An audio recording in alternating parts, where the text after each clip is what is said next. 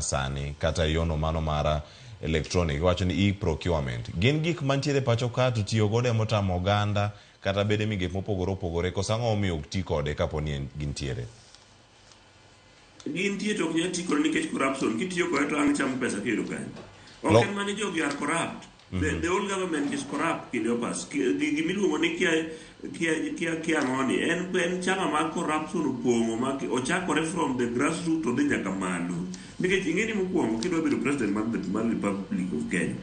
ok inyal manage page kiwuoyo wi gari kiwuoyo twak kiwuoyo rally inyalo manage mana page ka in e office titiyo tikelo report tiyudo inyalo paro ne wantie gi president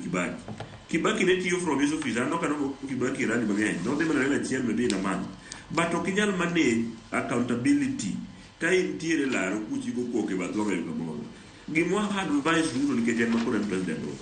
owuog e laro kuma intiyo dog office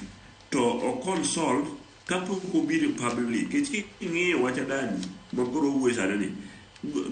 orane doga ne chiene clip machien iyud ka the same Ruto ema ne paka Adani kaka maber manyalo tiyo kendo ema ne okelo mondo mi okonyo e gero airport. It's the same Ruto today again mawacho ni kawuono Adani koro en ng'ama rach koro en ng'ama jakuo kata koro wang'iyo gi speeches mosewacho chien kokalo kata mana jumbe ariyo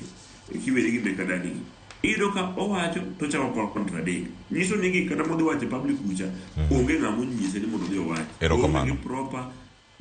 ma onego bedi mak matunga mantiere kanyo mosiepnani en yiero bedo chief advisor mag president nikech en ng'ama riek naparo ni jogi are not advising Ruto in the right way. Adani was a scam from the beginning ochalo gi sham moro moket kaeni manowacho ni ket 300 kawuono en 450 jomoko kia 700 ipenja ka in gi gweno kata ka in gi dhiang'. So this thing cannot work in this republic. Wadwaro maendi en piny owacho matayo wadwaro proper management. Procurement system must be proper. Onego ket gik moko eno onego bini ko ketas erokamano mosa inya kuom mano motimore kanyo ng'eni Newton walali e yor tudruok kanyo achiel kachiel ang'eni mak matunga bokoni aya